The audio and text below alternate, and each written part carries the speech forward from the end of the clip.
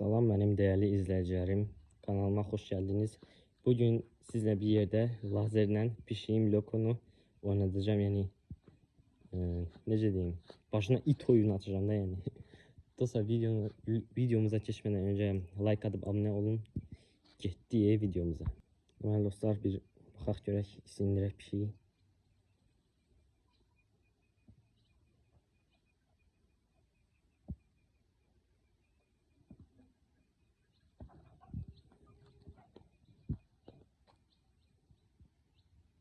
Görmürsən mi?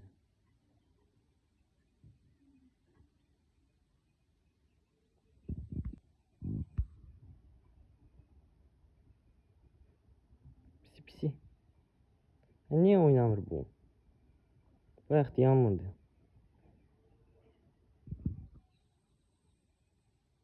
Video çektiğimi bildiğinden yaramaz. Başladı. Sinir diyesen, sinir yavaş. Gözüm olsa bunu ağaca dırmaştırırım. Dırmaş görme.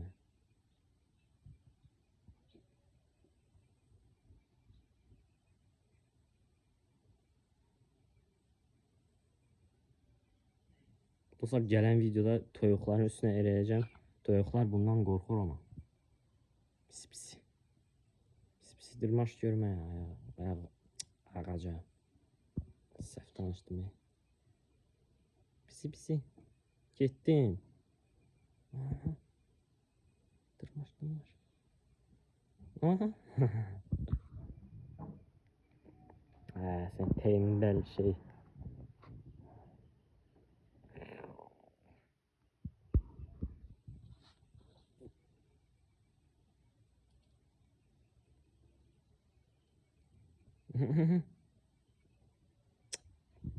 Deməli dostlar, ben indi bildim ki bu torpaq əyri olduğuna göre bu görmüyormuş. Ama betonun üstüne tapır gördünüz. Aha. Bir şey hiç bozunu almır. Pisi pisi. Ara gidersen he. Dostlar bu arada bu bizim neyimiz? Battle Flip oynadığımız yer. Elə bilərsiniz evin içidir bura. Yox, sadece toyuqlar sadece burada dincəlir. Ben de burada təmiz yer tapmışam özümə, təmizləyib Battle Flip oynuyorum. Neyse. Tut görüm canavar. Ve arxandadır. Fırlan.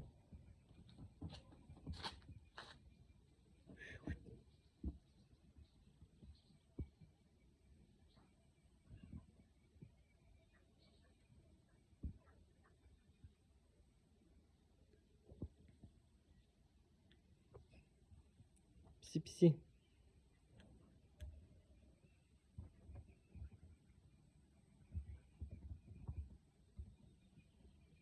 Bu pişik çok tembelli. Koko.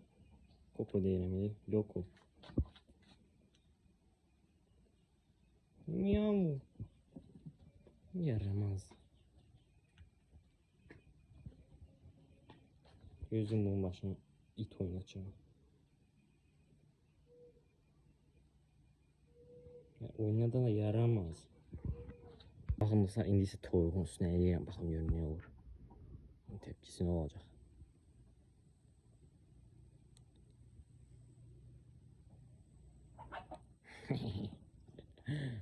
Toyuq korktu. Bak orada yatıblar.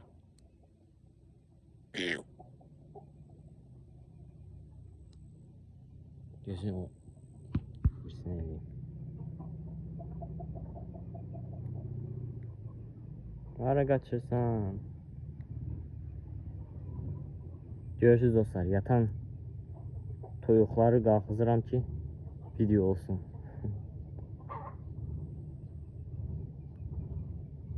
Ayda fokuslanmış bu. Elə bildim görürsünüz. Neyse. Qorxmusunuz eləmi? İndi eləyərəm sizə. Dostlar buradan oraya eləyirəm, toyuğu qorxuzuram. Aha.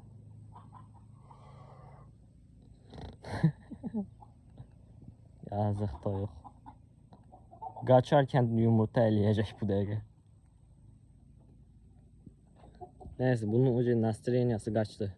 İndi isə bu adamı yatmağa qoymayan xoruz hardadır? Səhər-səhər kukuruku eləyib durur. Hardasan hə? Cəsarətin var ki, ooo baxın buradadır. Çıx görmə. Hə bu qorxmur, niyəsən toyuqlara güvənib.